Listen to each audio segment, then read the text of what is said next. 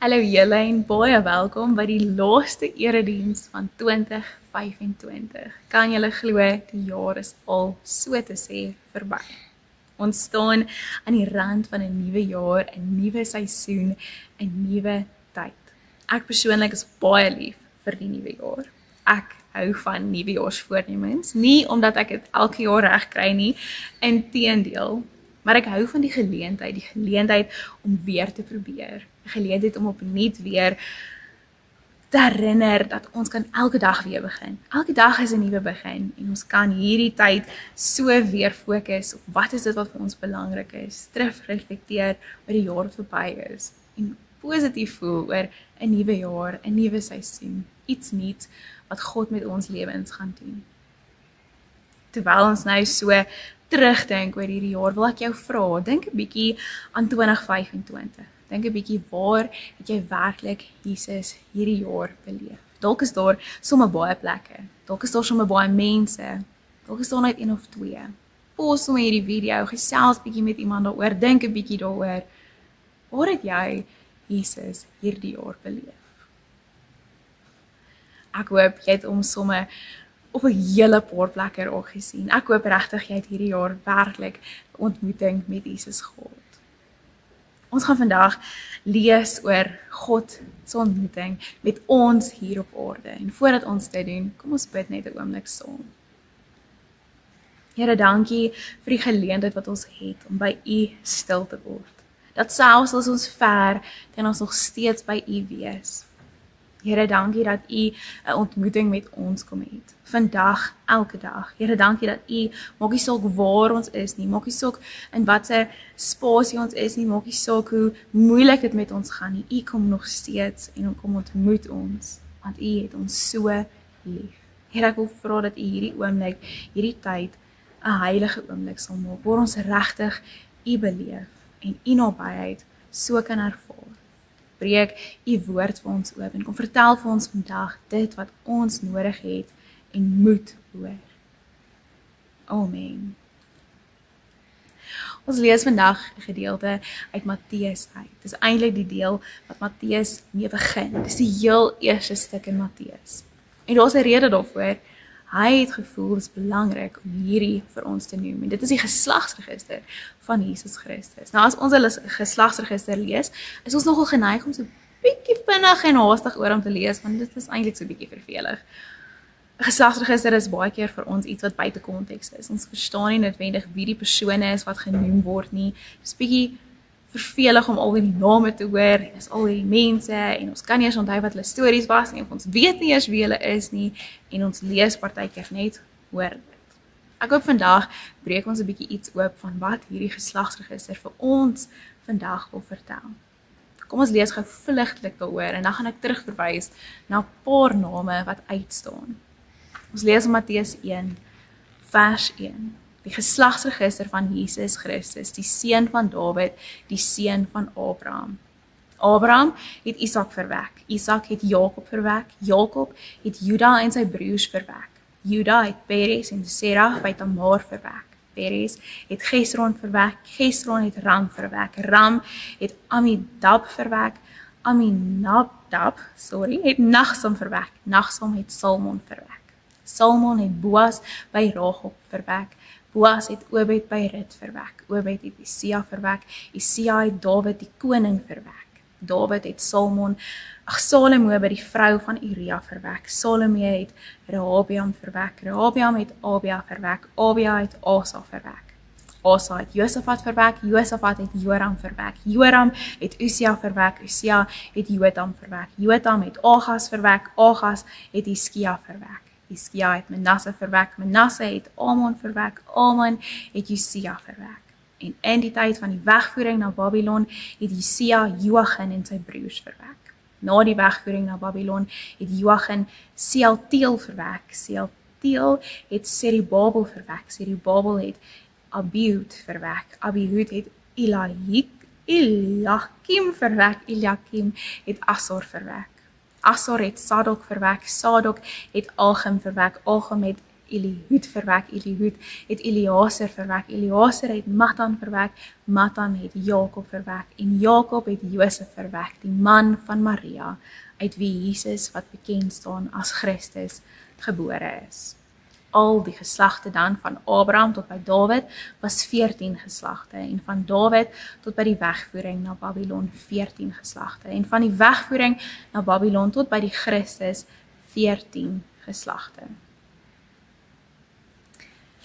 Matteus probeer iets vir ons sê uit hierdie baie moeilike geslagsregister wat ek self sukkel om van hierdie name uit te spreek. En daar's 'n rede dat Matteus dit nodig gevind het om vir ons hierdie te vertel. Matteus wys vir ons dat hierdie is die Jesus. Dit is waar hy vandaan kom. Hierdie is sy voorvaders.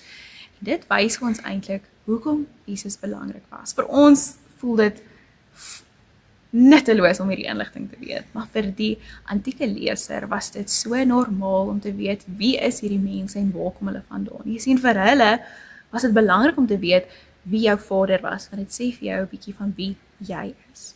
En dit was nie onalgemeen in daai tyd vir konings en priesters om hulle geslagsregisters bekend te maak vir die wêreld nie, want dit sê iets van hulle legitheid. Hulle is 'n amptelike, spesiale, gekose persoon wat hulle voorvaders was. Dit sê vir jou dat hier kom 'n Christus. Hierdie Jesus is so lank in die werking. En Matteus probeer vir ons 'n bietjie wys dat Jesus is eintlik die klimaks van Israel se geskiedenis. Matteus wys ook in daai laaste vers 17 vir ons baie duidelik hierdie 14 geslagte. Hy praat dat daar 14 geslagte is tussen Abraham en Dawid, tussen Dawid en die wegvoering, tussen die wegvoering en Christus. En om hierdie reg te kry, het Matteus eintlik 'n hele paar name uitgelos. Ons verwag nog 'n paar konings hier tussendeur en hulle is net nie daar nie. Maar dit wil vir ons sê dat Matteus, toe hy hierdie geskryf het nie 'n historiese boek probeer verduidelik nie. Hierdie was nie 'n historiese hier is waar Christus vandaan kom nie, maar eerder 'n teologiese verdediging van wie Jesus was. Hierdie 3 dele wat hy dit so duidelik in maak, is baie uniek aan Matteus. Ons vind 'n geslagsregister in Lukas ook, maar Lukas doen dit nie so nie. Hierdie 3 dele verduidelik vir ons dat Jesus kom van Abraham af. En Abraham was die vader van hierdie verbond. God het met Abraham 'n verbond gestig en daarom kom Jesus uit hierdie verbond uit. Dit sê vir ons iets daarvan. En dan van die geslagte tussen Dawid en die wegvoering herinner ons dat Jesus kom uit die huis van Dawid uit. En dit was vir soveel jare voorspel dat Jesus moet uit die huis van Dawid uitkom. Dit was die verwagting. Jesus gaan uit die huis van Dawid uitkom, want dit is hoe dit in die Ou Testament opgeskryf was. En dan maak Matteus die punt om te sê, tussen die wegvoering en Christus was daar 14 geslagte. Maar ons moet nou ook onthou dat lankal was daar konings terug in Israel gewees en was hulle nie meer in Babel nie. Inteendeel, hulle was hier in Israel. Maar tog sê Matteus, tussen die wegvoering en Christus. So, het is amper asof Matteus hulle nog steeds hier in hierdie wegvoering beskou en dan eers met Christus word hulle eintlik waarlik bevry. Hy kom wys ons dat Christus is die ware bevryder. Jesus kom bevry alle mense wat in wegvoering is. Die ander ding wat ek dink Matteus baie duidelik vir ons hierdeur wil vertel, is dat God gebruik gewone mense. En om dit vir julle uit te wys, gaan ek vir julle 'n hele paar name noem en net vir julle 'n bietjie wys dat hulle was werklik nie hierdie wonderlike helde nie. Hierdie is die mense van wie Jesus vandaan kom. Hy begin sommer by Abraham en ons weet Abraham het gejok oor sy vrou. Abraham was nie altyd geduldig nie. Isak het nie geleer by sy pa nie en hy het ook gejok oor sy vrou. Jakob staan eintlik bekend as die bedrieër van alle bedrieërs. Hy het sy pa gevleis en om laat dink hy sy broer om sy seun te kry. Hy het sy broer se eerste geborene reg gesteel. Jakob was nie 'n eerlike man nie.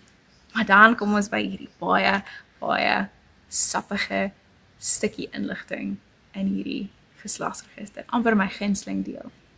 Ons lees dat Juda het Perez en Sarah by Tamar verwerk. Nou moet julle oplet, nee. Tamar is 'n vrou en 'n vrou was nie gewoonlik in 'n geslagsregister genoem eers nie, want 'n vrou is nie belangrik nie.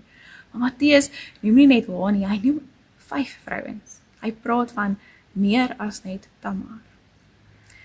Maar hy noem haar baie pertinent, want as ons nou mooi gaan onthou oor die storie van Juda en Tamar, dan moet ons onthou dat Juda is eintlik haar skoonpa gewees en Tamar was getroud en voor sy kon kinders kry is haar man oorlede. En haar skoonpa het haar skoonbroers gestuur en gesê, julle moet haar kom verlos, julle moet haar verlosser wees. En in daai tyd was dit gebruik, as jy 'n weduwee was, dan het die man se familie jou ingeneem as hulle vrouens, sodat jy beskerming gehad het, sodat jy nie op die straat hoef te gesit het nie, sodat jy kos kon nie gehad het, sodat jy huis kon gehad het. Maar Juda se seuns het dit nie gedoen nie. En Juda het een keer op reis, het hy gedink, hy kuier by 'n prostituut, en toe was dit al die tyd sy skoondogter. Sy skoondogter moes maniere kry om aan die lewe te hou, en dit was haar manier om haar oorlewing te behou. Sy het haar seuns by haar skoonpa gehad. Dit vertel ons 'n bietjie iets van wie hierdie Jesus is en waar hy vandaan kom. En natuurlik lees ons van Perez en hy was natuurlik 'n buiteegtelike skandelike persoon en hy word genoem in hierdie geslagsregister. So teen die tyd van geslagsregister noem Matteus die foute van die mense. En dan wys hy ons na die volgende vrou, Rahab. Hy praat van Salmon wat Boas by Rahab gekry het. Moet julle ook onthou, Rahab was haar prostituut wat in Jerigo gebly het en haar rooi tou by die venster uitgegooi het. Salmon het nog steeds met haar getrou. Hier is 'n prostituut, 'n vrou in hierdie geslagsregister. En dan kry ons hulle seun Boas wat met Rut getrou het. Rut, 'n Moabitiese vrou. Rut, ook 'n vrou wat getroud was, 'n weduwee, word genoem in Israel se geskiedenis. Hierdie 3 vrouens wat ons nou oor gepraat het, is al 3 nie Israeliete gewees nie. Hulle is al 3 hierdie heidene wat kom van buite die Israelitiese stamme af. Dit wys ons dat hierdie Jesus het nie gekom vir net Israel nie, maar vir die hele wêreld. Baie interessant dat hy dit sal noem. En dan, die 4de vrou se naam word nie eens genoem nie. Maar Matteus noem dat Dawid het Salomo by die vrou van Uria verwek. Hy sê nie eers net dat Dawid het saam met Batseba 'n kind gehad nie. Hy sê nie eers net dat Dawid het vir Salomo verwek nie. Nee, hy noem die man wat Dawid vermoor het pertinent in hierdie geslagsregister. Dawid was 'n sondaar. Dan kom ons by 'n paar konings wat regtig nie goeie konings was nie. Rehabeam was die oorsaak dat die koninkryke geskeur het. Joram het sy eie broers vermoor en hy het afgoderry teruggebring. Ons lees van Usia wat priesterlike grense oorskry het en melaats geword het. Ons lees van Agas. Agas was bekend as die slegste koning van Juda en hy het kinderoffers beoefen en hy het God nie vertrou nie en saam met Assyria alliansie probeer uitvoer. Ons lees van Manasse wat hierdie uiterste boosheid gehad het, ook afgoderry en kinderoffers beoefen het. Hy het daarom later berou gehad, maar ons ken vir Manasse. En dan kry ons hierdie lysname van mense wat nie eintlik mag gehad het nie. Dis klomp konings wat van hulle trone afgeruk word na wegvoering toe en daar sit hulle sonder mag. En die konings wat teruggekom het, het so hard beklei vir die mag, maar hulle kon dit nie kry nie. En uiteindelik kom ons by die dood-eenvoudige, gewone persoon Jakob uit. En dan by Josef en Maria. Nou Matteus doen iets baie interessants hierso wanneer hy die 5de en laaste vrou noem. Hy verbreek so bietjie sy reël waar hy noem hierdie persoon het by hierdie persoon vir hierdie persoon gehad. En hy sê Josef wat die man van Maria was, het vir Jesus gered. Uit wie Jesus Christus kom. En hierso probeer hy vir ons ietsie vertel van die wettige deel van wie Jesus was en die biologiese deel van wie Jesus was. Hierso probeer Matteus vir ons uitwys dat Jesus kom uit hierdie geslagsregister van Dawid uit as gevolg van sy wettiese pappa hier op aarde, Josef. Maar hy is nie Josef se biologiese kind nie. Hy probeer vir ons wys dat hierdie inkarnasie van Jesus is, dat hy nog steeds God se kind was. Al het hy die wettiese aspek gehad, dat hy Josef se aangenome kind was, het hy nog steeds probeer regverdig dat Jesus kom nie uit Josef se saad uit nie. Jesus is werklik God se kind. En dis wat hy probeer uitbeeld. Al die mense, hierdie gebroke mense wat ek nou uitgewys het, kan ons ook onsself afvra, maar wat nou? Wat beteken dit nou vir ons vandag? Hoekom is dit belangrik om te weet hierdie mense was so gebroke? En dit wys ons eintlik net dat Jesus gebruik alle mense. Jesus kom ontmoet alle mense daar binne in hulle chaos. Jesus verwag nie van mense om eers perfek te wees en dan 'n verskil te maak in die wêreld nie en dan iets in sy koninkryk te beteken nie. Nee, hy vra van doeteenvoudige, sondaar mense om net op te daag. Hy sê, weet jy wat, jy is wie jy is en ek weet wie jy is. Maar ek het 'n groter storie, ek het 'n belangriker verhaal. Kom vorm deel van my verhaal. En jy hoef nie enige iets te doen voor jy dit kan regkry nie. Jy moet net saamkom. Dis wat Jesus hier sê. Hy sê, jou lewe mag dalk voel soos chaos. Jy mag dalk hierdie chaotiese samekoms hê van wie jy is. Maar Jesus sê, daar ontmoet ek jou. Jy hoef nie eers al jou nuwejaarsvoorneme reg te kry nie. Hy sê, vat net my hand en kom. Kom wees deel van my verhaal, van my storie. Net so gebruik hy vir jou en vir my.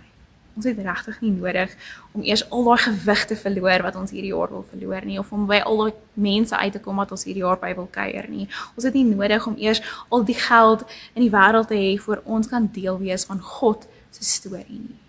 Nee, God se storie sluit al ons probleme en al ons sake en al ons chaos in. En hy gebruik juist dit om vir ander mense te wys wie hy is. Ek wil jou uitnooi om vir 'n oomblik stil te word, om vir 'n oomblik die Here toe te laat om in jou iets te kom wakker maak. Word bewus van sy verhaal. Jy sien, Jesus het nie gekom om te sê dat ek is hier en jy is daar nie. Hy het gesê, ek wil 'n pad met jou stap. Ek wil jou kom ontmoet hier waar jy gebroke is, hier waar jy eensaam is, hier waar jy sukkel, hier waar dit moeilik gaan. Ek's baie van ons wat in hierdie tyd so alleen en eensaam voel. Iemand mis wat dalk afgesterf het. Ons is dalk honger vir liefde. Ons is dalk so stikkend na hierdie jaar. Ons is dalk so moeg. Maar Jesus sê, ek kom ontmoet jou en ek kom maak jou weer nuut. Mag jy regtig vandag Jesus innooi, daar in jou gebrokenheid en daar in daai plekkies wat jy nie vir die wêreld wil wys nie. Mag jy hom toelaat om dit in iets moois te omskep. Mag jy hom toelaat om jou te kom aanraak, jou te kom vashou en jou te kom troos. Kom ons bid saam. Here, dankie dat U ons lewe so omkeer. Dat U gekom het om vir ons 'n verlosser te wees. Dat U ons so lief het, dat selfs in ons gebrokenheid is daar altyd plek vir U. Dis juist daar waar U kom en dit kom opvul. Here, dankie dat U ons kom ontmoet, net waar ons is, net soos ons is. Maak nie saak wie ons is nie. Ag U regtig hierdie jaar met ons ontmoeting hê. Mag ons U so ervaar, elke dag, in elke stukkie van ons gebrokenheid. Dankie vir U liefde en U genade. Amen. Mag jy 'n baie voorspoedige 2026 hê. Mag elke dag jy God se genade ervaar. Mag hy jou ontmoet, net daar waar jy is. Dankie julle, lekker dag.